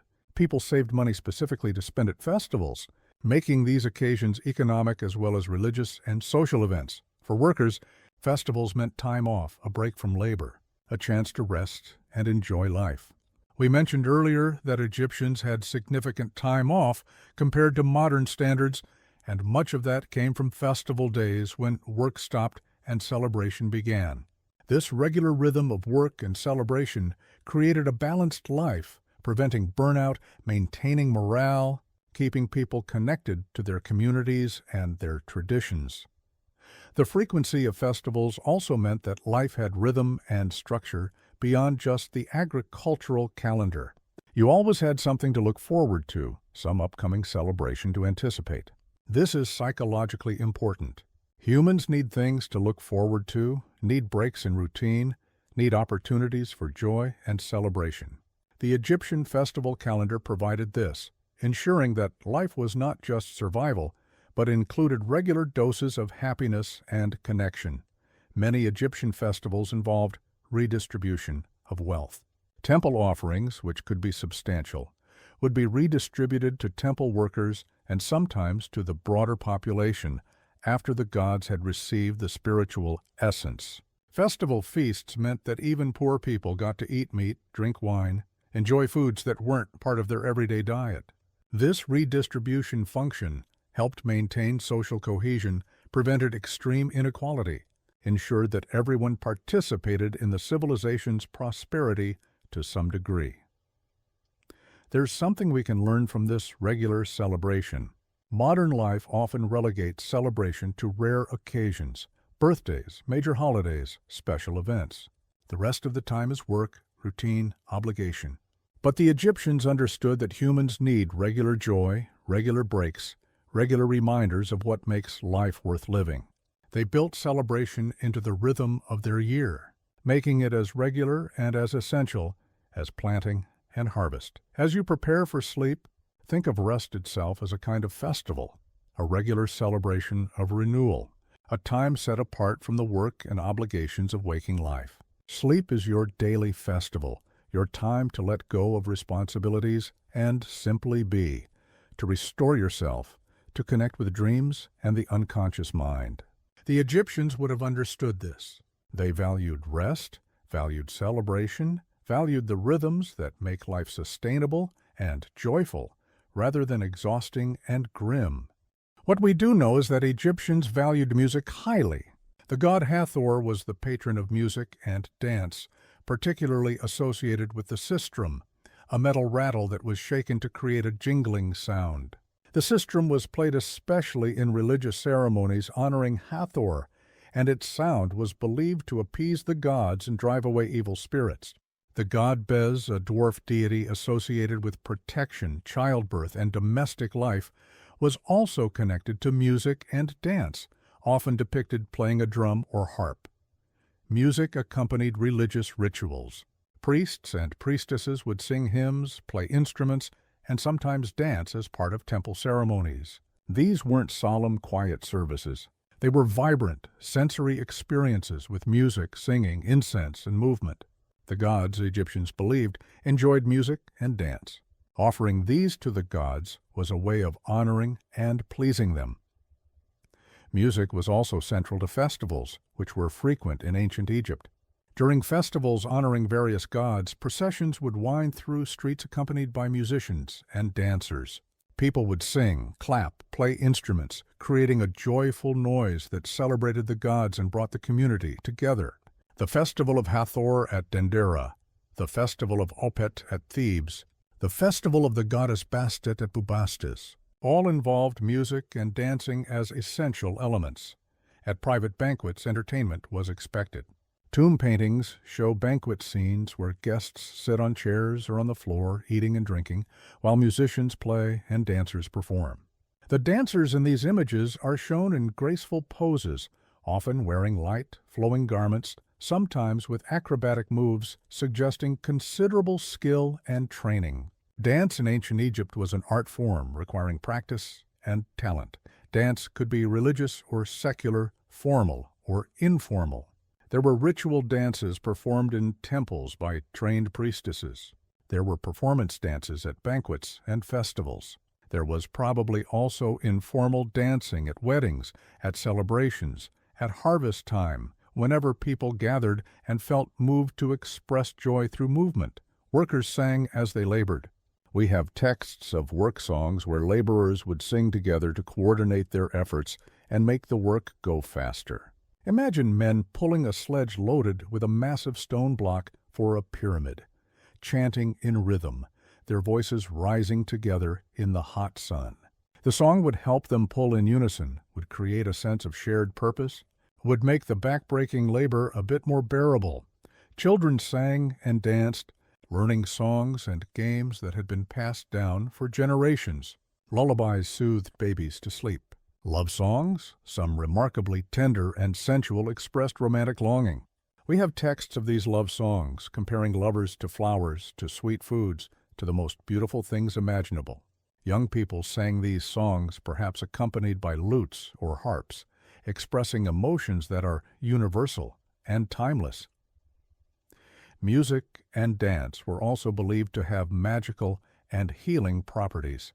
Certain songs and chants were thought to ward off evil spirits or call upon gods for protection.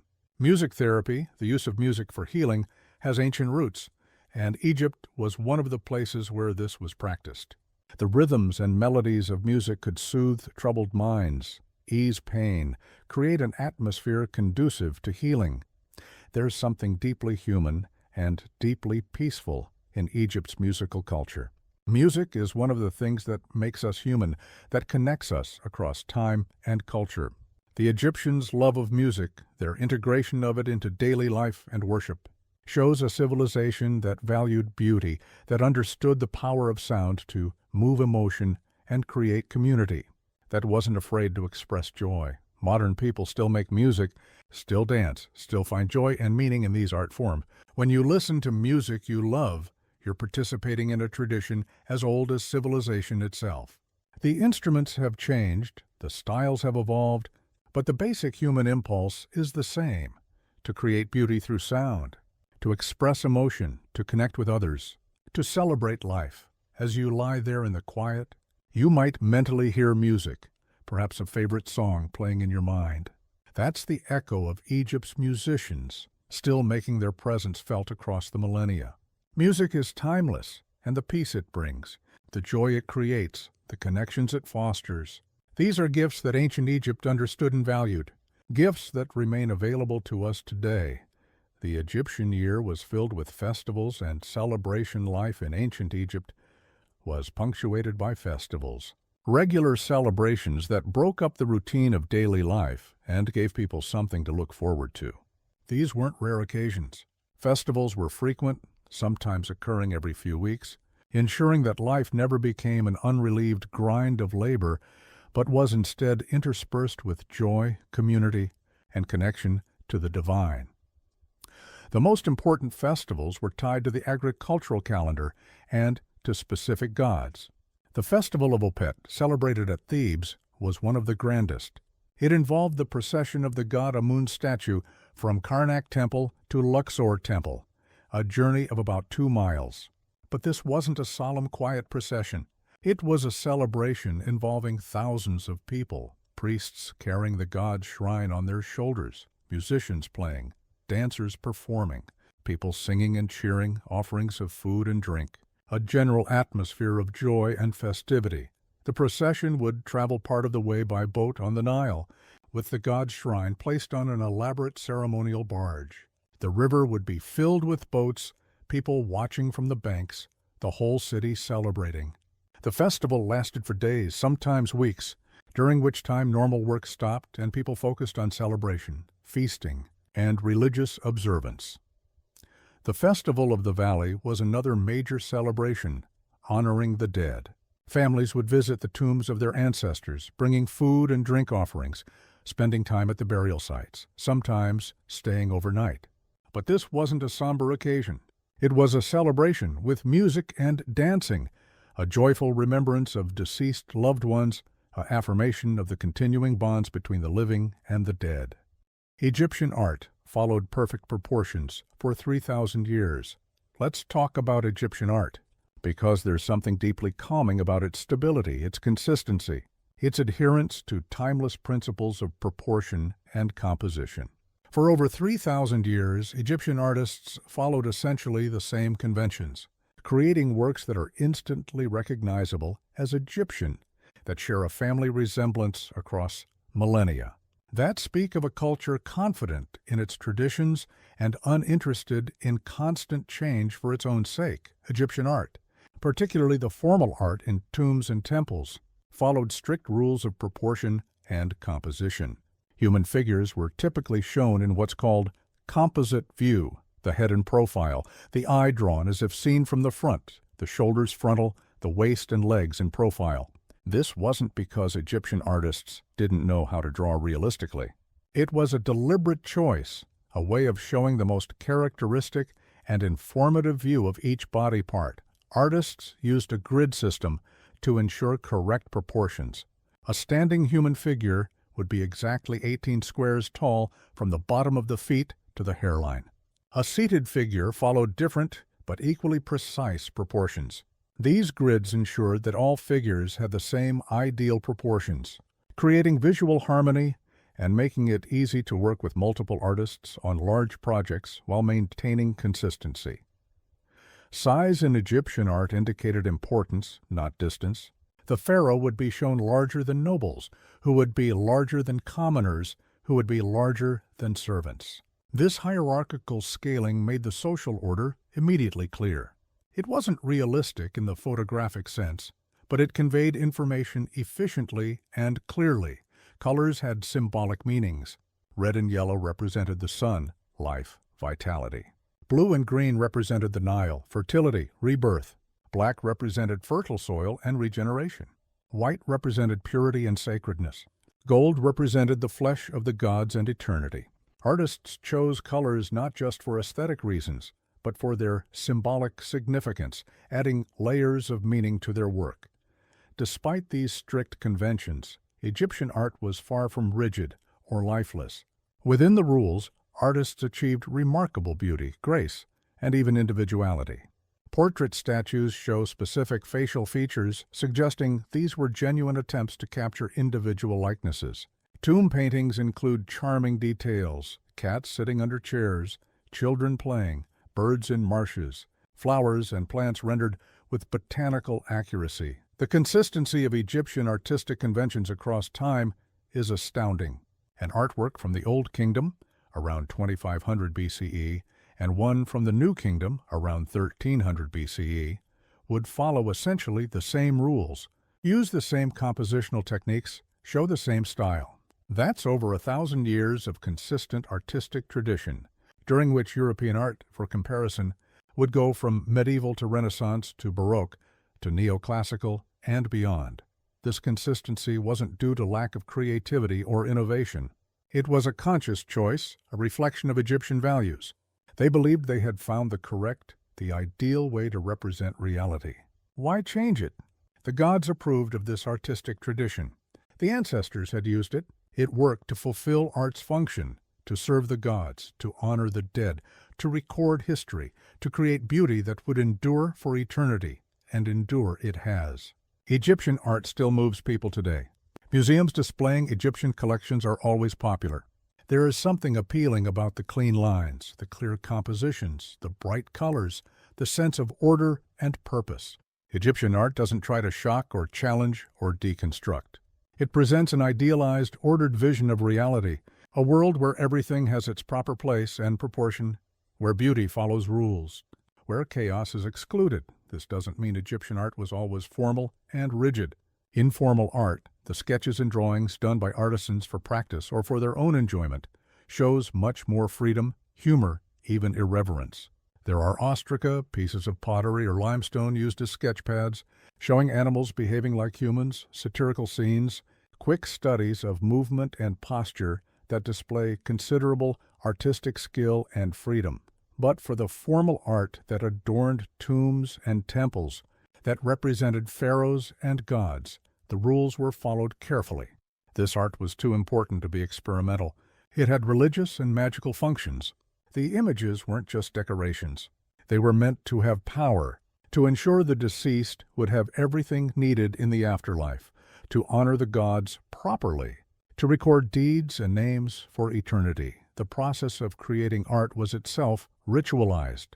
Artists and craftsmen would purify themselves before beginning sacred work. They might recite prayers or spells as they worked. The act of creating religious art was a form of worship, a service to the gods, not just a job. This sacred approach to art meant that quality mattered. You were creating something for the gods and for eternity. It had to be done right. Egyptian artists worked in teams on large projects. Master artists would design and sketch compositions. Apprentices would do the initial carving or painting. Masters would come back to add finishing touches. This workshop approach, combined with the grid system and strict conventions, allowed for consistency across large surfaces and long projects. The art in a temple might take decades to complete, involving multiple generations of artists, yet it would maintain a unified style and quality. Many Egyptian artworks have survived in remarkably good condition because they were created to last. Paint was mineral-based, producing colors that have remained vibrant for millennia. Stone carvings were deep and clear, protected from weathering by being inside tombs and temples. The dry Egyptian climate preserved papyrus, wood, textiles that would have deteriorated anywhere else. The Egyptians' intention to create for eternity, combined with favorable conditions, means we can still see their art almost as they created it thousands of years ago. The concept of divine kingship persisted for over 3,000 years.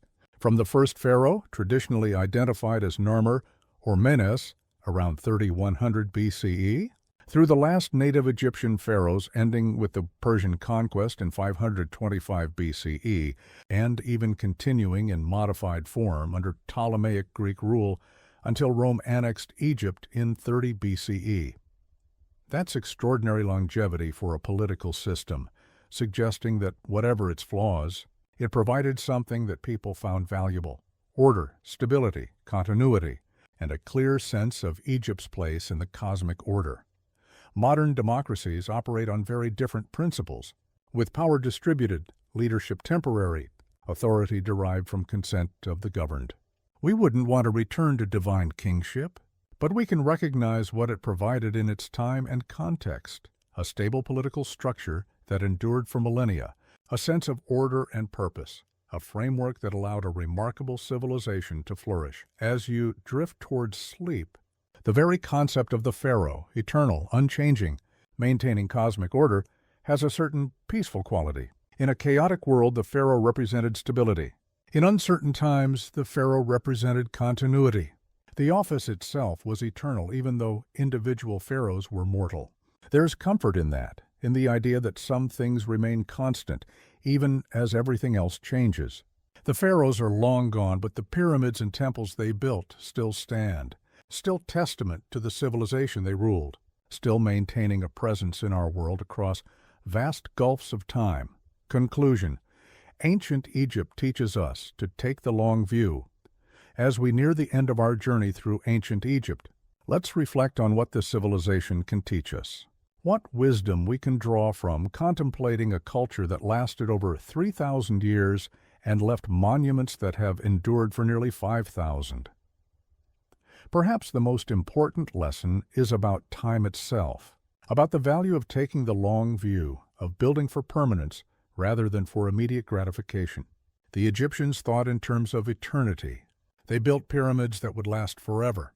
They carved inscriptions meant to be read by distant future generations. They lived their lives with an eye toward the afterlife, toward how they would be remembered and judged after death.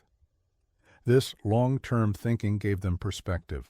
Daily problems, while real and requiring attention, were not ultimate concerns. What mattered was living according to Ma'at, maintaining balance and order, fulfilling your duties, treating others justly. If you did these things, the rest would take care of itself. The Nile would flood, the seasons would turn, life would continue. Modern life often feels like the opposite. Short-term thinking, immediate pressures, constant urgency. We're told everything is a crisis, everything requires immediate attention, everything is urgent and important. This creates stress, anxiety, exhaustion. The Egyptian perspective offers an antidote. Most of what seems urgent isn't. Most problems work themselves out. The sun will rise tomorrow. The seasons will turn. Life will continue. Ancient Egypt also teaches us about the value of stability and tradition. For 3,000 years, they maintained essentially the same language, the same writing system, the same artistic conventions, the same religious beliefs, the same political structure. This wasn't due to lack of creativity or intellectual stagnation. It was a conscious choice to preserve what worked, to honor the wisdom of ancestors, to maintain continuity with the past. Modern culture often valorizes constant change, disruption, innovation for its own sake. Everything must be new, different, revolutionary. But the Egyptians remind us that there's value in stability, in tradition, in doing things the way they've always been done, because that way has been tested over time and found to work. Not everything needs to change. Not all innovation is improvement. The Egyptian emphasis on rhythm and balance offers another lesson. They organized their lives around natural cycles, the flooding of the Nile, the agricultural seasons, the daily movement of the sun. They built in regular rest through festivals and shorter working hours. They understood that humans need balance, work and rest, activity and contemplation, community and solitude. We've lost much of this rhythmic balance in modern life. We work too much, rest too little, maintain constant activity without pauses for recovery. We fight against natural rhythms rather than aligning with them. The Egyptians knew better. They understood that sustainable productivity requires rest, that a balanced life is a productive life, that forcing constant effort without recovery leads to burnout and diminishing returns. The Egyptian relationship with death also offers wisdom. They didn't deny death or treat it as a terrible ending. They acknowledged it, prepared for it, made peace with it, and believed it was a transition to something else. Whether their specific beliefs about the afterlife were true is unknowable, but their attitude facing death with equanimity, even with hope, is admirable and potentially liberating. Much of modern anxiety stems from fear of death and denial of mortality. We try to pretend death isn't coming, try to avoid thinking about it, and this denial creates its own form of suffering. The Egyptians faced death directly, incorporated it into their worldview, and found peace in their beliefs about what comes after. We might not share their specific beliefs, but we can learn from their attitude, acknowledge mortality, make peace with it, focus on living well rather than on avoiding the inevitable. Finally, ancient Egypt teaches us about the power of beauty, art, and meaning. The Egyptians didn't just survive. They created beauty. They built monuments. They wrote literature. They developed sophisticated art and music. They found meaning in their relationship with the gods, in their rituals, in their connection to the Nile and to each other. Life wasn't just about meeting basic needs. It was about creating something worth having, something beautiful, something meaningful, something eternal. In our pragmatic, materialistic modern world, we sometimes lose sight of this. We focus on efficiency, productivity, economic metrics. But humans need beauty. We need meaning. We need connection to something larger than ourselves. The Egyptians understood this and built it into every aspect of their civilization. As you finally drift into sleep, let these lessons from ancient Egypt settle into your mind. Take the long view. Embrace rhythm and balance. Face mortality with peace. Create beauty. Find meaning. Honor tradition while remaining open to necessary change. Live according to your own version of Ma'at, cosmic order, and balance. The ancient Egyptians are gone. Their civilization ended over 2,000 years ago. But their monuments remain. Their art remains. Their wisdom remains, available to anyone willing to listen to what the past can teach us. In contemplating their achievements and their way of life, we find not just historical knowledge, but guidance for our own lives, reminders of what makes life worth living. Assurance that humans have faced challenges for millennia and found ways not just to survive, but to flourish.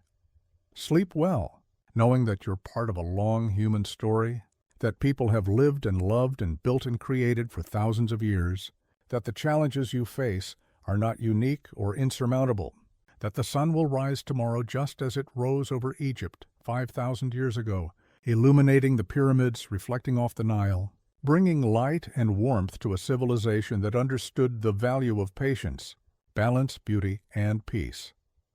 Rest now as countless Egyptians rested along the banks of the Nile, trusting that tomorrow would come, that the river would flow, that life would continue in its ancient rhythms, that all would be well.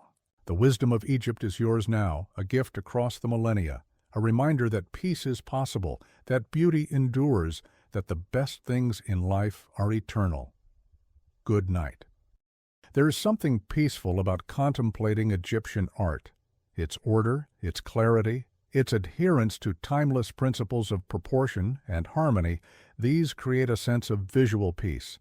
Unlike much modern art that deliberately disturbs or challenges, Egyptian art soothes.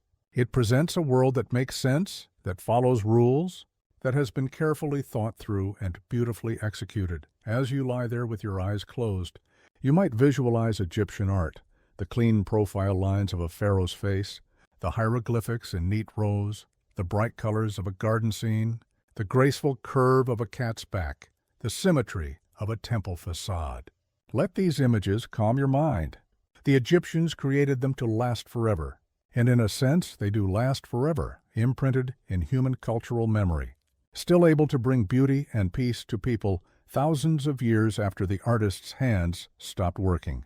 The pharaoh was considered a living god, and this brought stability. The concept of the pharaoh as a divine ruler, a living god on earth, might seem strange or even troubling to modern sensibilities.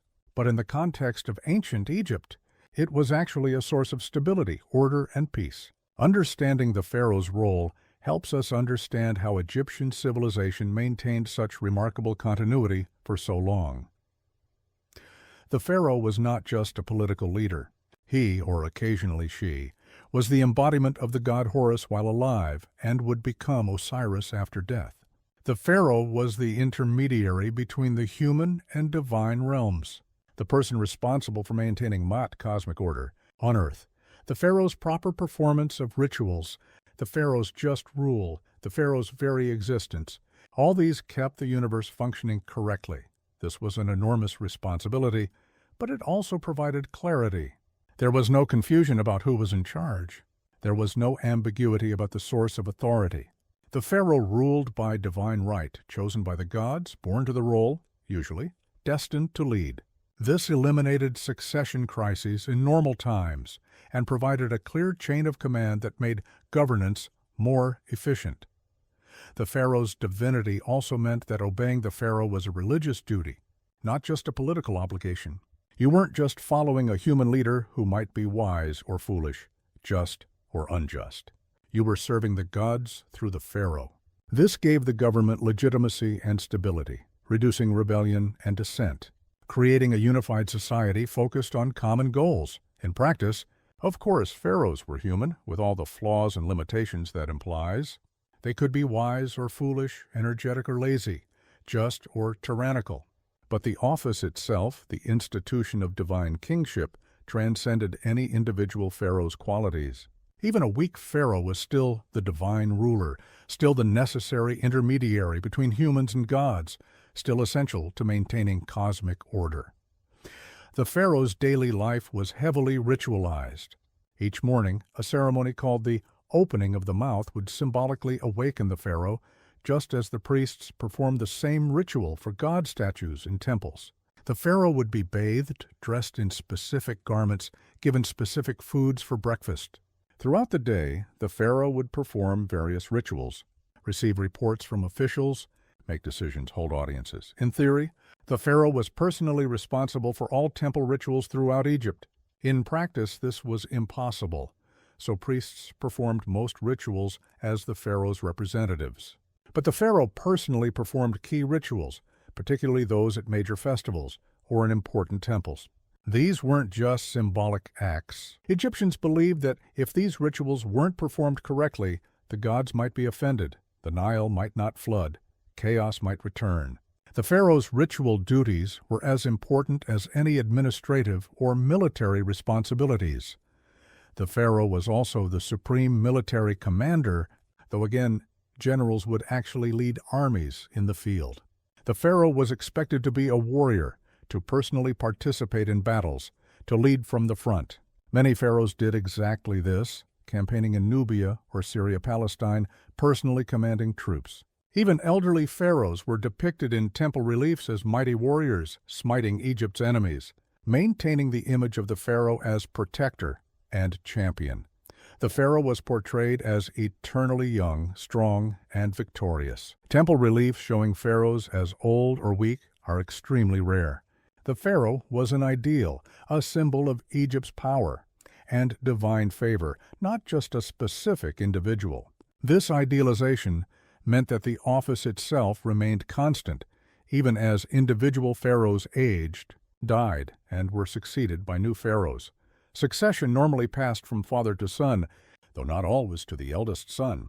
The chosen heir would be designated and trained, sometimes ruling as co-regent with an aging pharaoh to ensure a smooth transition. This system usually worked well, providing stability and continuity. When succession was contested or unclear, problems arose, but these were relatively rare in Egyptian history. Female pharaohs were uncommon, but not impossible. Hatshepsut ruled successfully for over 20 years, initially as regent for her young stepson, but eventually claiming full pharaonic titles and ruling in her own right.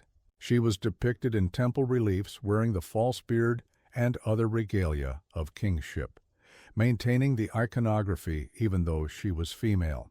Other women, like Cleopatra VII, the famous Cleopatra, also ruled as pharaohs, though they were exceptions to the general pattern. The pharaoh's authority extended to every aspect of Egyptian life. All land technically belonged to the pharaoh, though in practice people had used rights and could inherit and transfer property. All major building projects were undertaken in the pharaoh's name. All military campaigns were the pharaoh's campaigns. All laws were the pharaoh's laws. Egypt was, in a very real sense, the pharaoh's personal property, though a property that came with enormous responsibilities to the gods and the people. This concentration of power could have led to tyranny, and sometimes it did. But Egyptian ideology emphasized that the pharaoh ruled for the benefit of Egypt and in accordance with Ma'at. A pharaoh who ruled unjustly, who oppressed the people, who failed in his duties, was violating Ma'at and risking divine displeasure. While this didn't always prevent bad rulership, it did provide an ideological framework that encouraged just rule and gave people a standard to judge their rulers against.